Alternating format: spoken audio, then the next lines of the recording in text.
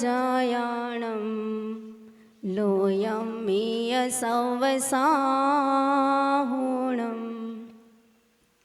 अनंतानंद सिद्ध परमेश्वरी भगवान की, देवाजी देव कजड़सी आदिनाथ भगवान की, देवाजी देवगढ़ मल्लाक चंदा प्रभु भगवान की, देवादिग चिंतामणि पार्श्वनाथ भगवान की, वर्तमान शासन नायक महावीर भगवान की, युग ज्येष्ठ आचार्य गुरु आदिसागर गुरु महाराज की, तीर्थभक्त शिरोमणि आचार्य गुरुदेव महावीर कीर्ति गुरु महाराज की, वात्सल रत्नाकर आचार्य गुरु विमल सागर गुरु महाराज की, तपस्वी सम्राट आचार्य गुरुदेव सन्मत सागर गुरु महाराज की, चतुर्पदाधीश प्राकृत ज्ञान केसरी आचार्य गुरुदेव सुनील सागर गुरु महाराज की, ज्ञान चिंतामणि प्रथम गण्याधिकार रत्न विजयमती माता जी की, द्वादशांग सरस्वती जिनवाणी माता की।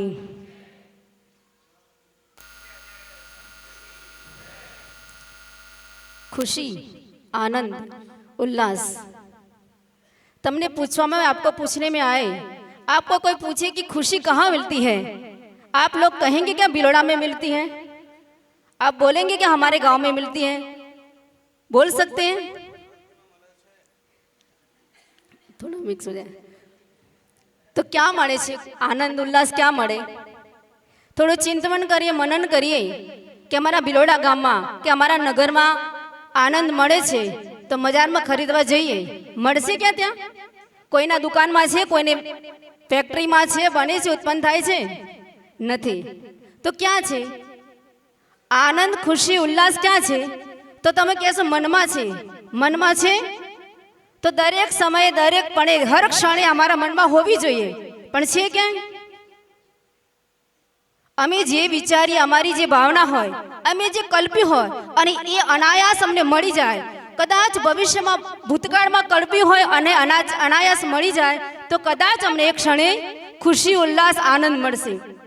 दुकान खोलीने बैठा हो और दुकान में तमे तमारा ग्राहक ने व्यवस्था बैठा छो, अचानक तमारी नजर रोड पर पड़े अने तमे ज्यां जुओ कि कोई मुनिराज, कोई संत त्यांथी गमन करी जाय छे, विहार करी जाय छे, तमे शुं करवाना छो? दुकान में ग्राहक ने बेसाड़ी दो, बेसी जा, हूँ आऊँ छुं, मारा आज महान भाग्यनो क्षण छे, महान पुण्यनो उदय छे कि मारा द्वार पर, मारा नगर में ए कोई गुरुना चरण पड्या छे तो तमे एमने निवेदन करवा जाओ कि गुरुदेव तमे रोकाई जाओ, मारा बिलोड़ा नगर में विशाल जिनालय छे, 52 जिनालय मंदिर छे, 52 शिखर मंदिर जिनालय छे, तमे दर्शन करीने जाओ, अमारा नगर ने पावन करो। कहो के ना कहो? तमे कहो। अने छतां पण संत ना आवे तो तमारा मनमा उमड़ेलो जे आनंद उल्लास नो जे क्षण होय ए क्षणे तमे शुं करवाना छो? एमना चरण में नम्रीभूत थईने तमे तो ए चरण वंदना करी लेवाना छो। घर में विवाहनो कार्यक्रम होय कि कोई अन्य कार्यक्रम होय, ए कार्यक्रम में पण तमने आनंद उल्लास थाय, स्वाभाविक छे, पण ए आनंद उल्लास कदाच तमारा जीवन में तमारी उन्नतिनुं कारण नथी बनवानुं। पण कल्पना करो कि तमारा नगरनी, तमारा परिवारनी अने तमारी स्वयंनी पुत्री कि तमारा स्वयंनो पुत्र मोक्ष मार्ग पर प्रशस्त थई जाय और मोक्ष मार्ग पर निकळ्या पछी अनायास एमना गुरु सत्संग तमारा नगर में आववाना छे एवी तमने जानकारी मळे जे क्षणे, एक क्षणे तमारी भावना शुं हशे? आनंदनी हशे कि दुखनी हशे? उल्लासनी हशे कि खुशीनी हशे कि दुखनी हशे? केवी हशे? तमारी लगती लागती नहीं मने तमारी आनंदनी भावना होय, तमारी आनंदनी भावना हो तो तमे बताओ केवा उल्लास केवो होय, खुशी केवी होय? के जे नगर मांथी कोई संत बनी गई होय, जे बालिका, जे कुमारिका, जे कन्या साधना मार्ग पर अग्रसर थई जाय अने गुरुना जोड़े, गुरुना पद चिन्ह पर चढ़ीने गुरुना साथे, गुरुना संग में अने पोताना नगर में जायने जन्म लीधो होय, ए जन्मस्थली पर पहुंचे तो ये जे नगर में पहुंचे नगरवासीओनी उल्लासनी, आनंदनी भावना, अनुभूतिनी भावना शायद शब्दों में करवी ए मारा माटे अने तमारा माटे पण संभव नथी। एवी ज ए आजनी क्षण छे।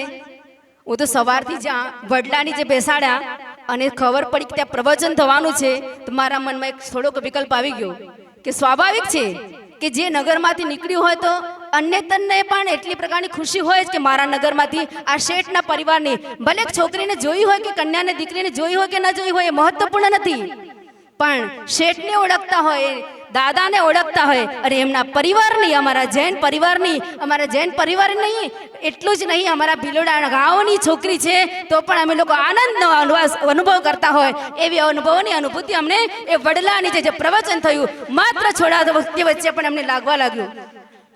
તો હું એટલું કહેવા માંગુ કે જે પરિવારની એ નિધિ, અમૂલ્ય મનુષ્ય નિધિને પ્રાપ્ત કરી અને આજે આપના નગરમાં સુદૃઢતા સાથે દ્રઢતાપૂર્વક ગુરુચરણમાં સાધનારત આપના નગરમાં ગુરુના પદ કલમે ચણીને આવી છે, એનું મુખ્ય શ્રેય સવારે માતાજીને બતાવ્યું હતું કે જ્યારે મેં ભાવ બનાવ્યો કે મારે મોક્ષ માર્ગ પર પ્રશસ્ત થવું છે, આત્મકલ્યાણ માર્ગ પર જવું છે, મારે સંસાર શરીર ભોગોથી પરે સંન્યાસનો માર્ગ ધારણ કરવો છે, અને ત્યાં નીકળી અને પહેલા સૌ પ્રથમ એને પોતાના માતા પિતાને બતાવ્યું તો એમણે એક જ વાત કહી કે મને મારા માતા પિતાએ નથી રોક્યા. એક ક્ષણે મને એક વિષય ધ્યાનમાં આવ્યો કે સ્વાભાવિક છે કે જ્યાં બીજારોપણ સંસ્કારના એ પ્રકારના થયા હોય એના સંતાન ક્યારે પણ કોઈને રોકાવટ નથી લાગતા, ક્યારે પણ નથી રોકતા. એવા ડાહ્યા દાદા ડાહ્યાલાલ, એમના માટે હું કહેવા માંગુ છું કે હું બહુ નાની હતી એ વખતે आज भिलोड़ा नगर में एमना घर एक प्रसंग तो गुरुदेव मुझे कुछ बात को कहना है बहुत. आपके जीवन की पल पल की मैं जब घटना देखती हूँ तब मुझे लगता है कि आपके संग में अपने पास एक बहन बन के अभी आरिका सुदृढ़मती बन के आई है, उसको उस प्रकार के संस्कार पूर्व के संस्कार तो लेकर आई होगी, पर परिवार के संस्कार जो मैंने मेरे आंखों से निहारे हैं उस दृष्टांत को आपको जरूर कहना चाहूंगी. तो वहां पर उनके परिवार में डहालाल सेठ के परिवार में कार्यक्रम था और स्वाभाविक है कि यदि आपके घर में कार्यक्रम होगा, बहुत सारे मेहमानों को आपने बुलाए होंगे, तो मेहमानों की भोजन की व्यवस्था तो बनाना ही पड़ती है और भोजन में भी पकवान बनते ही है, स्वाभाविक है. वो प्रकार की व्यवस्था वहाँ बनी हुई थी. यहाँ सब सामाजिक रीति रिवाज चल रहे हैं, वो क्रियाएं चल रही हैं और वो हमारे दादा बाहर बहुत सारे गरीब लोग जहाँ पता चलती कि यहाँ भोजन है तो थोड़ा सा कुछ मांगने के लिए आ जाते हैं और इतने शायद 50-100 लोग होंगे. और दादाजी ने क्या किया, वो रस्म में नहीं गए, सामाजिक क्रिया में वहाँ पर सम्मिलित नहीं हुए. उन्होंने तो वहाँ जो भोजन बना था वो गरम गरम भोजन अपने मेहमानों को, अपने समधियों को क्या खिलाएंगे वो विकल्प नहीं किया, बल्कि उठा करके वहाँ बाहर परोसने लगे. यहाँ बैठे हुए हैं उन परिवार के सदस्य बैठे हुए हैं, चंद्रकांत भाई उनके परिवार के हैं, मैं तो अभी मुझे दिख नहीं रहे, पर नरीन भाई भी, अब मैं कैसे उनको सबको चेहरे से नहीं जानती, पर उनके परिवार के उनका बेटा है जय कुमार भाई के घर का ही शायद प्रोग्राम था और उनके बच्चे भी बैठे हुए हैं, उनको तो पता ही नहीं होगी. तो वहां पर उस समय वहां उनको रोका गया कि अरे भाई, काका बोलते थे शायद दाया काका को, काका ये आप क्या कर रहे हो, काका તમે શું કરો છો? અરે ઘરમાં બધા મહેમાન બેઠા છે, એમને જમાડવાનું છે, એના પહેલા તો એ બધું વાર વહેંચી દો છો.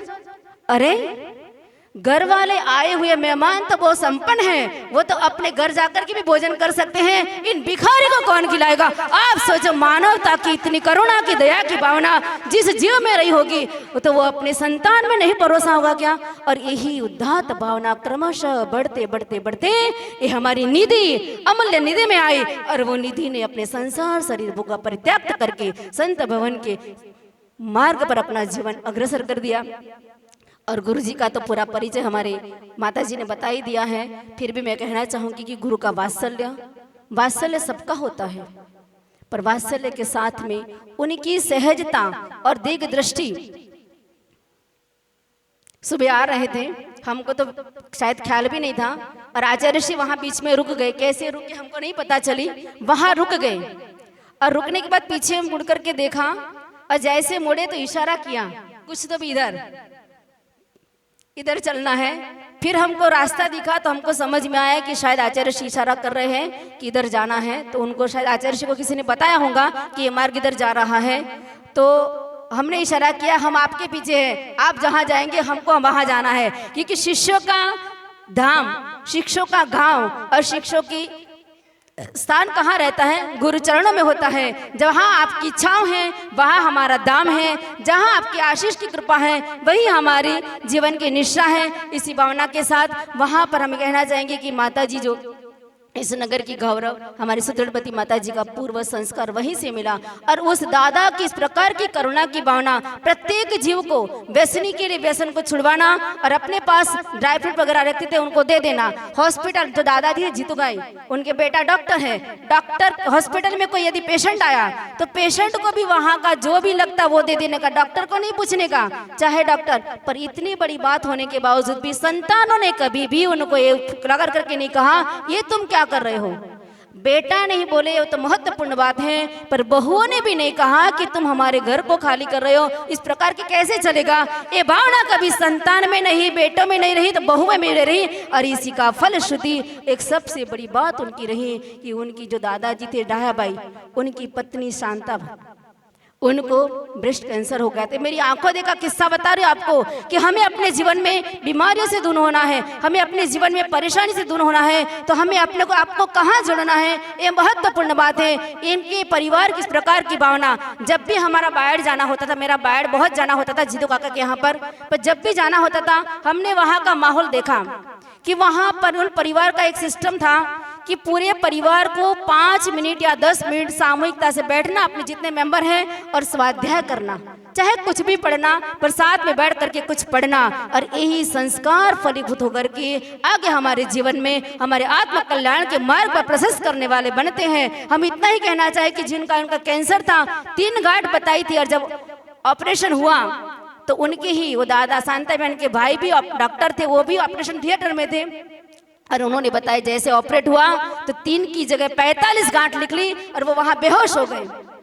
पर इस परिवार की जीव दया की भावना, परोपकार की भावना, वात्सल्य की भावना, धार्मिक जीवन इस प्रकार का रहा कि वो शांता बहन आज भी बीमारी को नाबूद करके आज भी स्वस्थ, आपके भिलोड़ा नगर में भी नहीं है, बायड़ में है, पर आप भी सुरक्षित हैं। ये आप लोग साक्षी है, मैं तो आपके मुख से सुनकर के आपको बता रही हूँ। कहने का मतलब है कि हमारा जीवन यदि इस प्रकार का होता है तो निश्चित हमारे जीवन में किसी भी प्रकार की बीमारी आती है तो हमारे जीवन के बीमारी से हम आपको दूर करते हैं। और इसी भावना के साथ हम यहाँ पर जब चलते हैं तो हम अपने गुरुदेव के लिए भी आपके नगर में एक महान पुण्य का नया साल का दिन, आचार्य श्री सुबह सब बता दिया था कि पुण्य का आज महान पर्व का दिन है, दक्षिण प्रांत में मानते हैं। हमने महाराष्ट्र में देखा कि आज के दिन क्या करते हैं, जिन गुरु को मानते हैं उन गुरु के चरणों में अगले दिन अमावस्या की रात्रि को चले जाते हैं। पर आपके भिलोड़ा नगरवासी का महान पुण्य का योग है कि आपको गुरु चरणों में नहीं जाना पड़ा,